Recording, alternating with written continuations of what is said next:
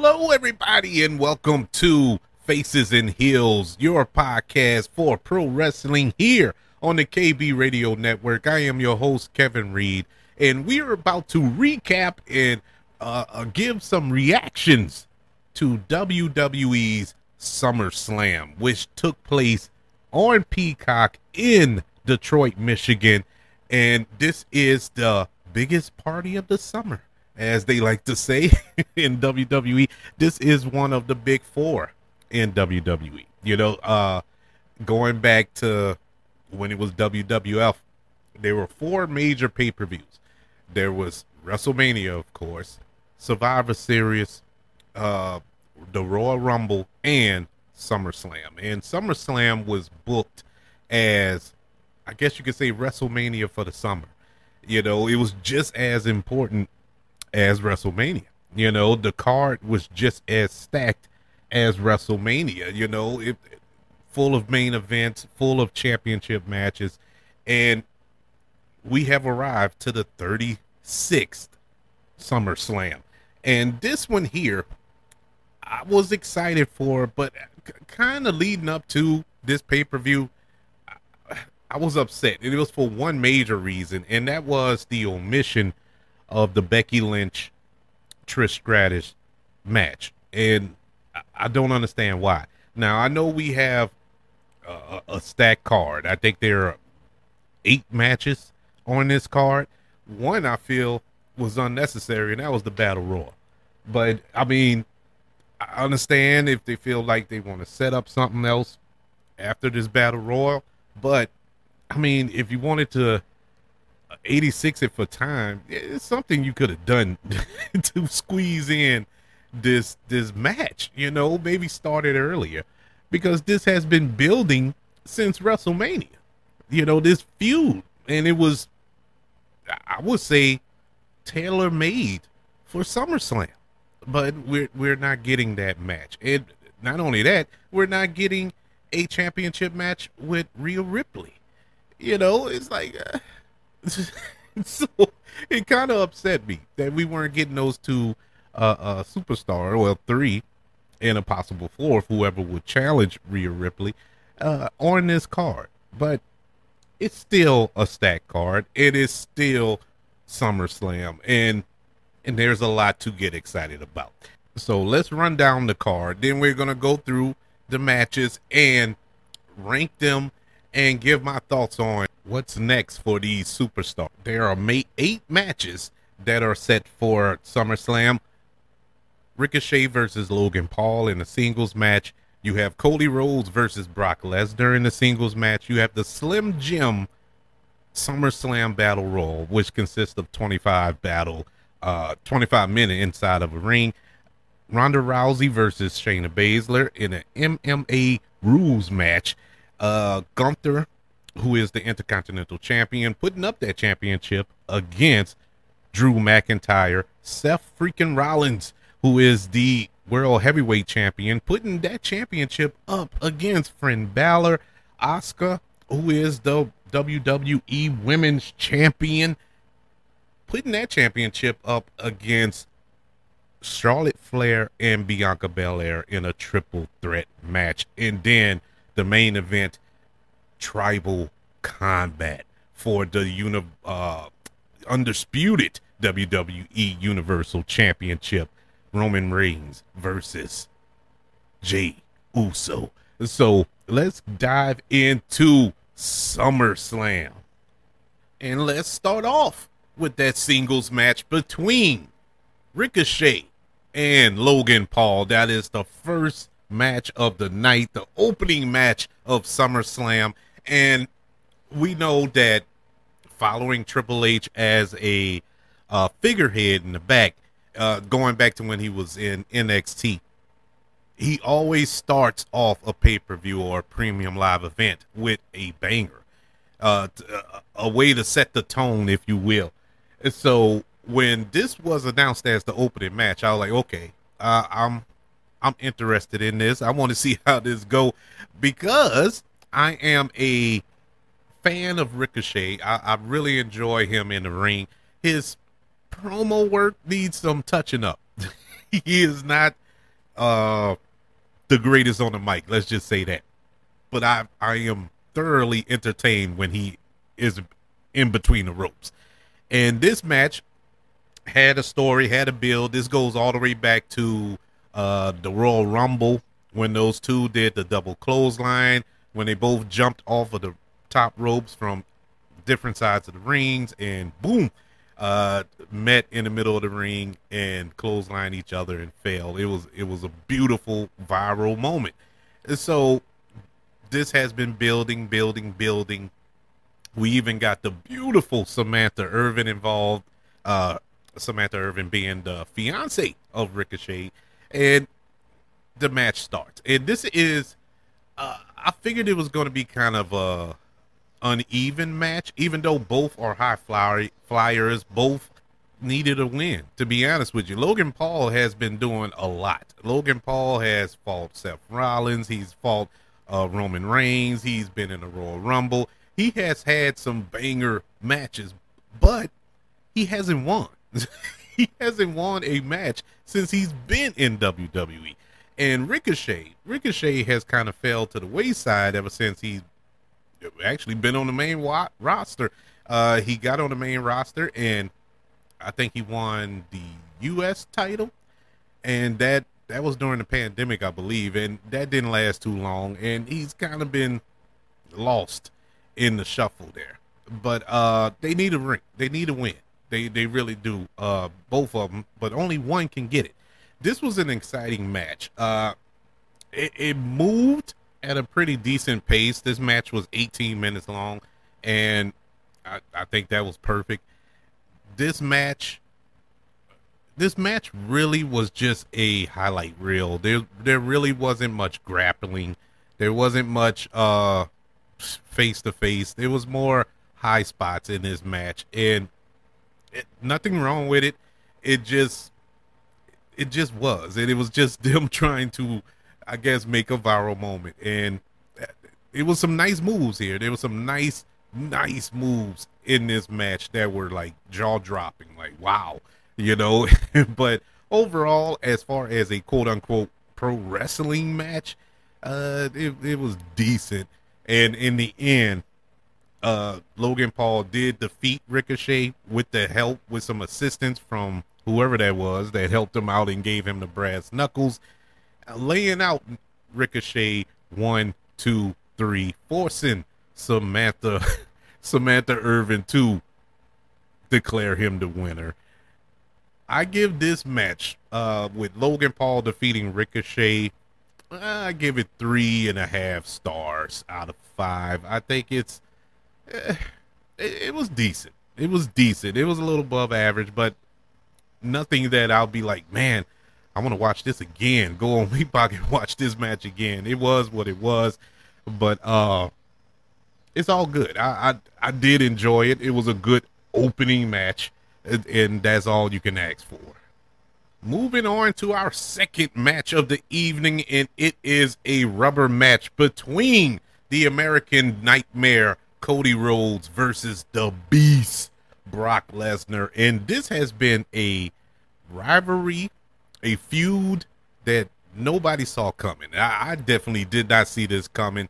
This was set up in the I think it was Raw. Yeah, it was Raw. The Raw after WrestleMania, where we saw Brock Lesnar just randomly F5 Cody Rhodes, and we still don't know why he attacked Cody Rhodes, but it turned into this feud. So it is what it is. And honestly, I've been enjoying their matches, and as of late, I would say in the past 3 years, I have grown to respect Brock Lesnar more than I already did. I always did like Brock Lesnar, but this is a different Brock Lesnar. And the way he works in the ring, the way he sells, the way he has become one of the best wrestlers in pro wrestling.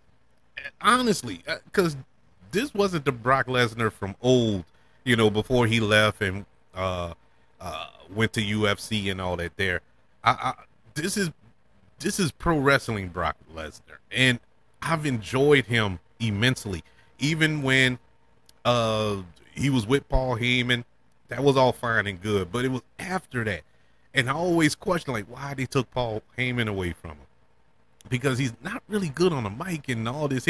But he has shut me up. I've eaten so much crow with Brock Lesnar. And I've enjoyed country boy Brock Lesnar for the past couple of years. And this feud has been exciting. I make no bones about it. I'm a Cody Rhodes fan. I really do enjoy him. I guess there's a bit of a bias, maybe nepotism, with his father, because I was a huge Dusty fan back in the day. So I always will cheer for Cody, even Goldust. I always cheered for him. And so this has been an actual back and forth competitive feud, and I'm guessing this will be the end of it. This is the third match. You know, both have one win apiece, so it comes down to this. What a match. What a match. This is how you end a trilogy. This was a awesome match. I mean, at no point during these 17 minutes, well, actually it was closer to 18 minutes. I don't know why this was shorter than the Logan Paul Ricochet match, but whatever. But they did the most with those 17 minutes and 50 seconds. And bruh, at no point were you bored. There was no wasted motion. This was an actual wrestling match as opposed to our first match. This was a grudge match. The selling was top notch. Brock Lesnar, being the dominant beast that he is, in the first half of the match, trying to get Cody to just stay out, just take the count out, is going to get worse. He's screaming at him, just stay down. You know, you sit there like, wow, man, this is deep. Cody making his comeback, doing the best that he can to try to overpower Brock, to outsmart Brock, to use his quickness. Both men did a phenomenal job. This was hands down, it's not even close, the best out of the three matches that they have had. This was an awesome match, and ultimately at the end, we see the American Nightmare, Cody Rhodes, defeat Brock Lesnar clean. Clean. And I mean, bro, and it was believable, because you look at Cody Rhodes and then you look at, I mean, you put them side by side, you're like, there's no way. Theoretically, in the real world, there's no way this dude would have a chance. But the way the match played out, it was believable. It was fun. It was exciting. It was thrilling. And you really didn't know who was going to win this match. And the crescendo at the end, Brock Lesnar giving Cody Rhodes respect, something he's never done. He's never done, was just heartwarming. I stood up and clapped, and it was beautiful. Cody Rhodes defeats Brock Lesnar in their rubber match, gets 4.5 stars out of 5. I cannot champion this match enough. This was clearly one of Cody Rhodes' best matches since he returned to WWE. I will put this, I'll put this over the Seth Rollins match at WrestleMania. It was that good. It was really good. They told a story. They told the story. Now Cody has to finish the story. Moving on, our next match of the evening is the Slim Jim SummerSlam Battle Royal, which consists of 25 men in the ring. This is the one match that I was not looking forward to. Even though LA Knight was in the match, I was not looking forward to this match. The 25 men involved was LA Knight, Sheamus, Tommaso Ciampa, Shinsuke Nakamura, Otis, Chad Gable, Karrion Kross, Grayson Waller, Santos Escobar, Matt Riddle, AJ Styles, The Miz, Eric and Ivan, JD Madonna, Rick Boots, Luke the Kaiser, Giovanni Vanici, Ridge Hollins, Butch, Bronson Reed, Apollo Crews, Austin Theory, who is the United States champion, by the way, and Cameron Grimes, as well as Omos. And I must say, I was thoroughly entertained by this. For a match that I gave two craps about, that I felt shouldn't have even been on the card, I was ready to just tear this match apart. I was ready to say, this is where you should have put the Becky Lynch Trish Stratus match, which I still feel that way, but I was thoroughly entertained, and mainly because I guess because I love LA Knight. I'm like the rest of the WWE universe. I am a mark. I love this dude. He is the pseudo people's champ, I guess you could say. Everybody has gotten behind him, and for good reason. He works the mic. He puts on some real good matches. I mean, I don't know why the trigger hasn't been pulled on LA Knight. I don't get it, but I'm glad we got at least this. It was a nice back and forth, of course, with Omos in there. It started off real dominant as it was, real predictable. All those in there was cannon fodder. It was just whatever until midway through the match, when it really started to pick up steam because they had more room to work. They eliminated about 10 people, and then they actually had room to do some actual spots, and it turned into somewhat of an exciting match. Ultimately, at the end, L.A. Knight wins by being the last man standing in this battle royal, and I give it 3 stars. It was decent. It was a nice little match. Like I said, it caught me off guard. It caught me off guard. But even if LA Knight wouldn't have won, I was enjoying the match. I was really enjoying the match. But in the end, LA Knight comes out victorious. Yeah. Well, going from yeah to no, we have our MMA rules match between Ronda Rousey and Shayna Baszler. I was mistaken when I said that they should have replaced that battle royal with the Becky and Trish match.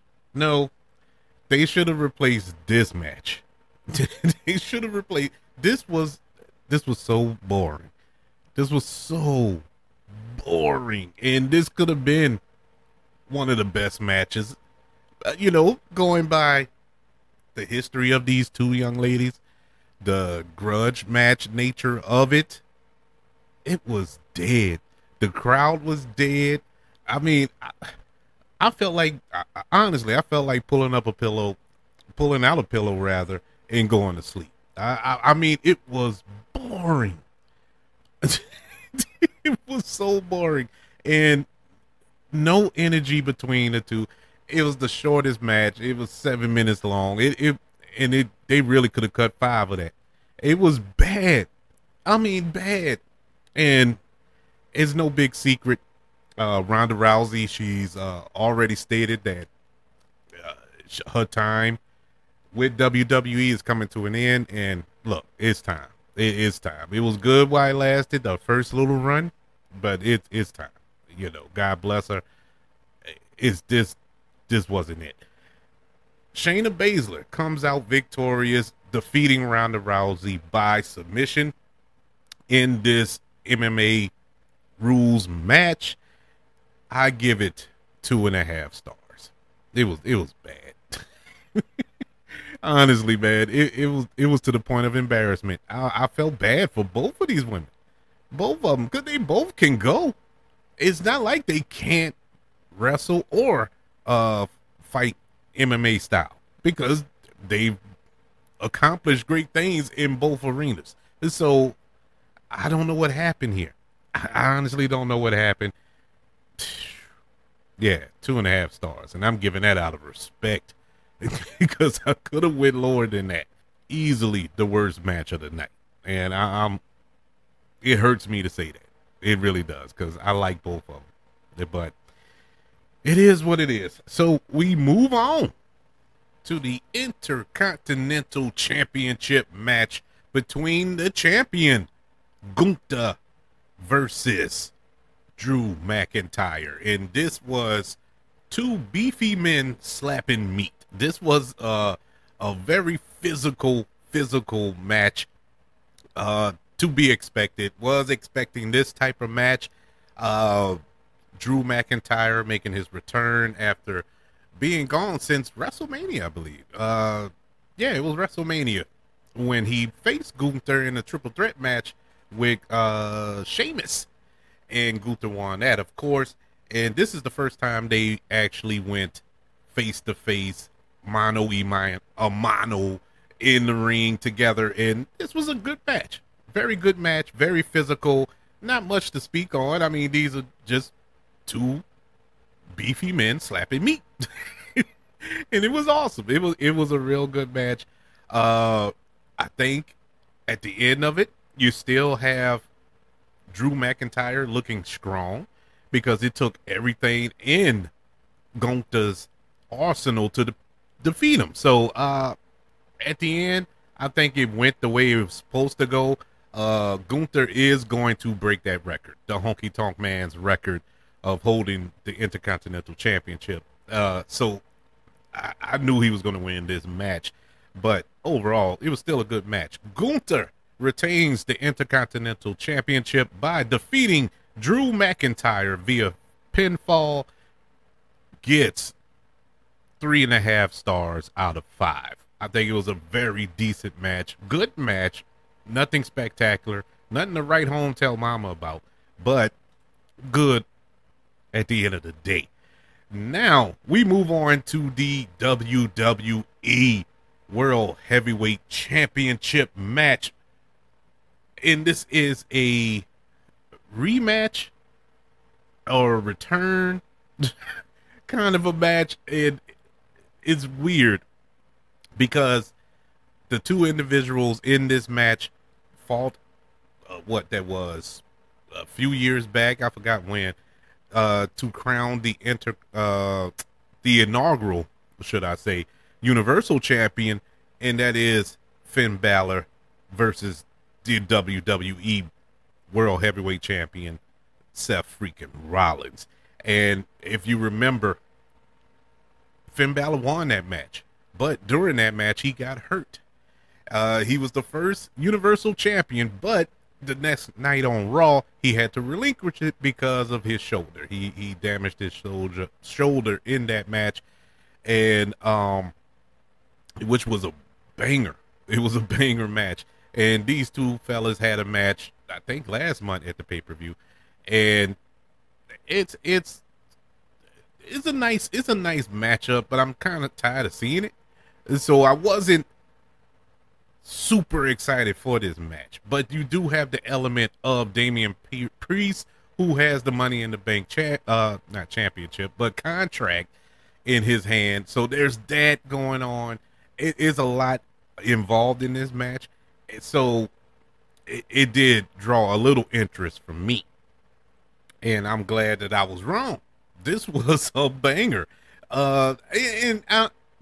Midway through the match, I'm sitting there like, why was I doubting this match? These are two of the best workers in pro wrestling. I don't care what the promotion is, if it was WWE, AEW, Impact, whatever. These are the two best workers in the business today. They put on close to a 5-star match before the Judgment Day got involved, and it was just back and forth, real wrestling. This was like a throwback match from, I don't know, early 90s, mid 90s, that made me fall in love with wrestling all over again when I walked away from it when I was younger.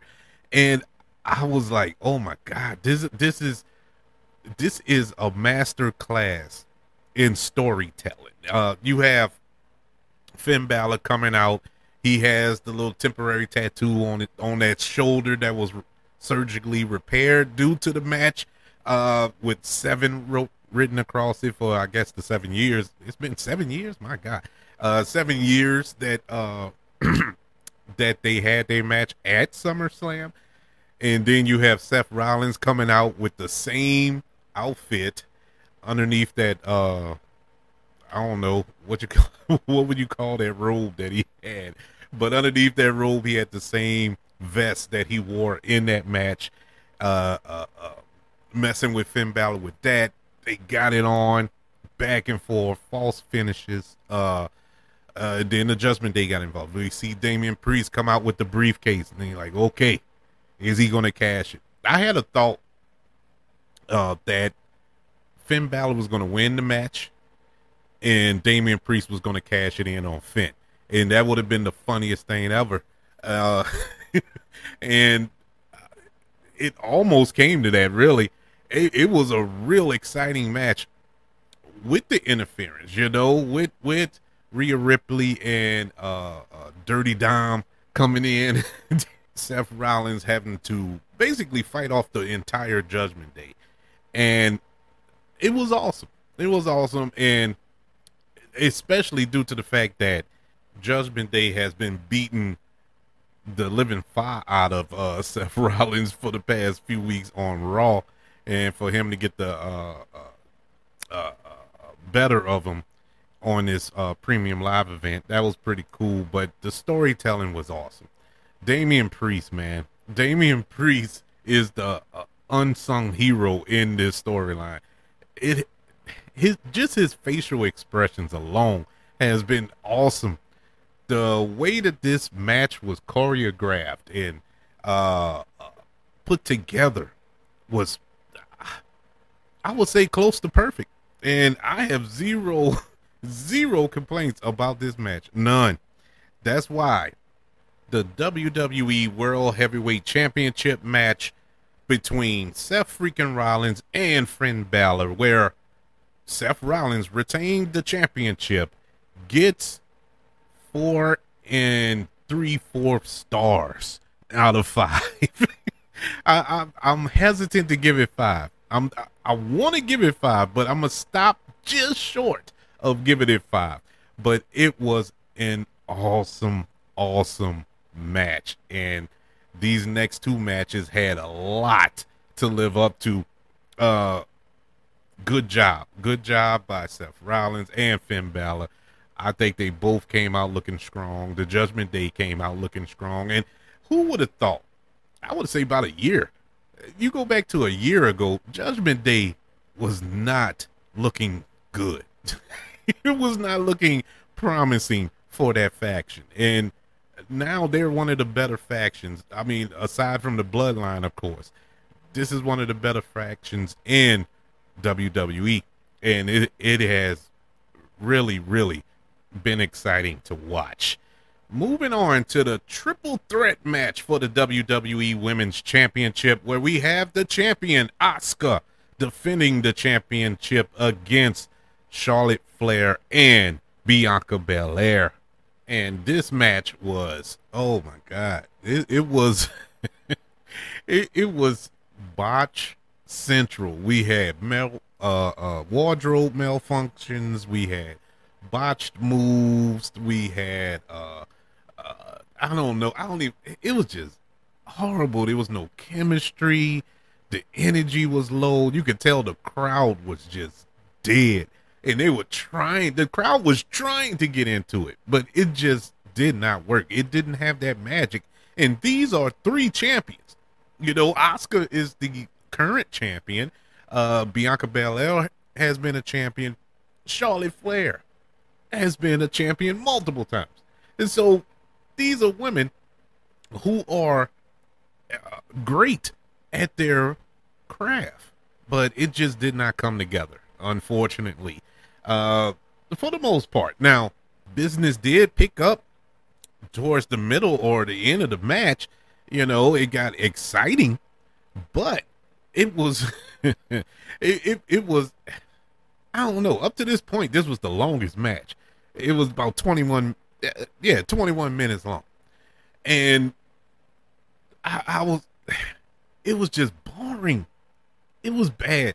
It wasn't Shayna Baszler, Ronda Rousey bad, but it was just you could tell where they were sitting there waiting for their spots. They were waiting for the moment to okay, all right, Bianca is going to do this, so they're waiting for that move. Or Oscar is supposed to do this, so they're waiting for that move. It was just slow and bad. Now, once we got the quote unquote knee injury to Bianca Belair, that's when the tables turned. That's when it got kind of exciting. Bianca being helped to the back, thinking she's out the match. She powers through, comes back in, and makes a comeback. Have a nice move. Had a 350 or 360 slam off the top rope onto Charlotte Flair, which was awesomely executed. Took a little long to get going, but it was executed well. Charlotte Flair turning the tables, putting her in the field, her being Bianca Belair in the figure 8, working on that bad knee. Oscar using the mist on Flair and trying to kick Bianca, yet misses. Bianca rolls her up. 1, 2, 3. Bianca Belair wins the triple threat match for the WWE Women's Championship. But it wasn't over. Due to the fact that she's so injured, this is prime time to cash in a Money in the Bank championship, and that's when Io Sky's music hits. Running down the ramp with Bayley with the briefcase, comes in, cashes in. Bianca tries to fight off her and Bayley. It's too much for her. They ring the bell. Io Sky comes off the top rope with her moonsault. 1, 2, 3. Your new WWE Women's Champion, Io Sky. And this is awesome because I love Io Sky. Love Io Sky. And it's funny, you know, Dakota Kai, she came back in and celebrated with her and Bayley.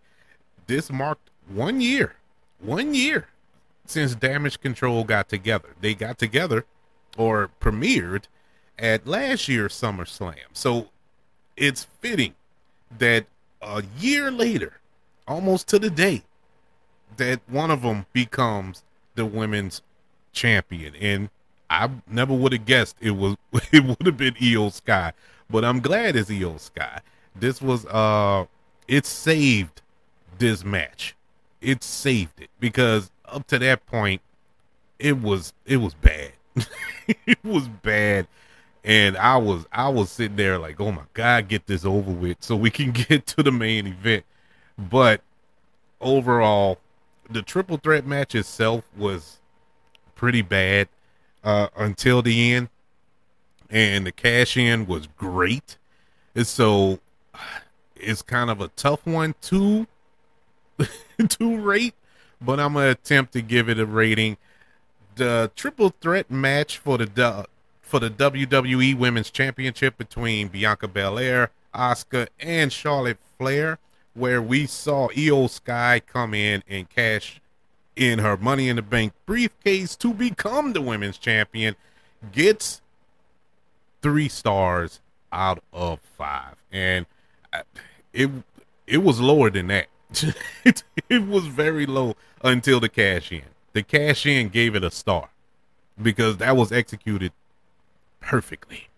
But we move on to our final match of the evening, the main event, Tribal Combat for the undisputed WWE Universal Championship and to be recognized as the Tribal Chief. We have the Tribal Chief himself, Roman Reigns, taking on Jey Uso. Oh man, this bloodline story has been the greatest thing since sliced bread. I cannot express, and I'm pretty sure everyone who is listening has been following this since its inception. Uh, and most likely enjoy it just as much as I do. This is this is awesome, man. This is awesome storytelling. Now I know wrestling purists don't too much care for it because it's soap opera, but I love it for that because we get some awesome matches in between. And so I don't share in that sentiment. I love the bloodline storyline. This has been a joy. And honestly, this is what's been keeping me watching wrestling. I've been trying to get away from wrestling for the past 4 or 5 years, and I can't because I love it. I mean, I love wrestling. I love it. And for this reason, this is why I love it. I love the mega powers exploding. I love Hogan, even though I don't care for him now as a human being. But I love when he slammed Andre the Giant. I love all of that. I love the Montreal screw job, even though that wasn't a storyline, that was actually real. Um, you know, all that. I love it. And so this this is keeping me deeply rooted in the world of pro wrestling, in particularly WWE, and it all started here. The bloodline started with Jay and Roman. That's where it all began. And it was fitting for it to come to this tribal combat. Roman Reigns, Jay Uso. Basically, tribal combat is no holds barred, no disqualification match. Nothing new here. You know, it was nothing innovative as far as anything we've seen before. But once again, it was all about the storytelling. The wrestling per se, you're not going to get much of that. But it was more of the storytelling. It was entertaining, really fun match to watch. This is probably one of the weakest of the bloodline matches, you know, involving this storyline. And I say weakest, it was good. It was a good match. And this was really a showcase for Jey Uso, proving that he is main event Uso or main event Jey. And I enjoyed it, but it was at no point during this match that I believed Jey Uso was going to win. I really did. Normally, in a Roman Reigns match, there were moments in the WrestleMania match with Cody that I thought Cody would win. There were moments when he fought Sami Zayn, and I thought Sami Zayn was going to win. You know, there were moments when he fought Brock Lesnar, and I thought Brock Lesnar was going to win. But at no point in this match did I think Jey Uso was going to win. And it took it away. It took something out of the match for me, even though the involvement of Solo Sikoa getting involved, that was fun. But Jey Uso fighting back and still having a quote-unquote chance in this match was cool. But the creme de la creme was when he had his biggest opportunity to win the match. It was foiled by his twin brother, Jimmy. Jimmy pulls him off of Roman Reigns and super kicks him, leading to Roman Reigns spearing him through a table and getting the 1, 2, 3, retaining his undisputed WWE Universal Championship and recognition as the Tribal Chief. This is cool in the sense of the rivalry we're going to have moving forward between the Usos, Jimmy and Jay. You know, I think that's going to be a nice little element there. This opens up the door for Roman Reigns to have a different opponent now. They're not just centered around the bloodline. You know, who's going to challenge Roman next? And that's going to be exciting to see who is next in line here for the Undisputed Championship. So, overall, I enjoyed the match. It wasn't a bad match, but nothing in it had me on the edge of my seat like previous bloodline matches. The tribal combat for the undisputed WWE Universal Championship between Roman Reigns and Jey Uso gets 4 stars out of 5. I thought it was a real good match. Real good match. It wasn't the best match of the night, but it was one of the best. This was a good pay-per-view. I enjoyed it. Only 2 matches were bad or mid, and unfortunately that was the 2 women's matches here, and I hate to put it that way, but those were the 2 worst matches of the night. And I hate to put it that way, but it's the truth. Those were the 2 worst matches of the night. But overall, SummerSlam of 2023 was a banger. It really was. Enjoyed the Logan Paul Ricochet match. Enjoyed Cody Rhodes and Brock Lesnar. I even enjoyed, and this what I thought was going to be the worst match, was the 25-man Slim Jim Battle Royal. But I enjoyed that. You know, Gunther and Drew McIntyre was good. Seth Rollins and Finn Balor, I still believe that was the match of the night. And the triple threat match was but the cash in was excellent, and the main event was pretty decent. So overall, I'm satisfied. Now the question is, what's going on moving forward? Cody Rhodes, what we got for him next?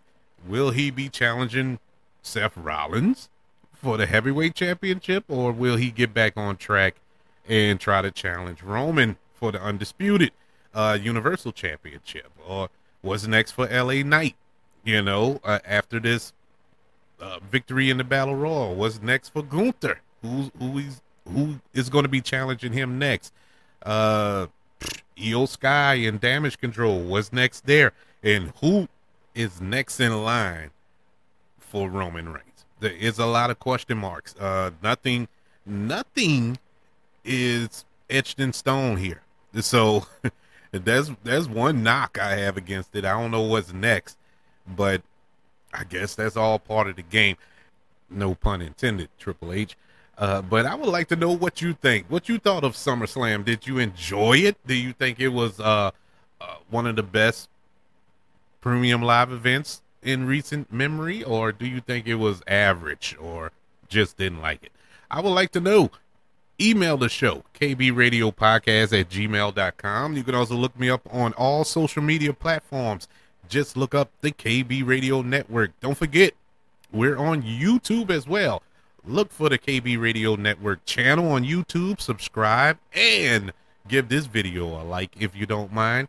Also, don't forget about the 5 stars, the reviews, and sharing this show if you're listening on Apple Podcasts, Spotify, iHeartRadio, wherever you are currently listening to Faces and Heels here on the KB Radio Network. Everybody, thank you for joining me for my recap and reactions from SummerSlam.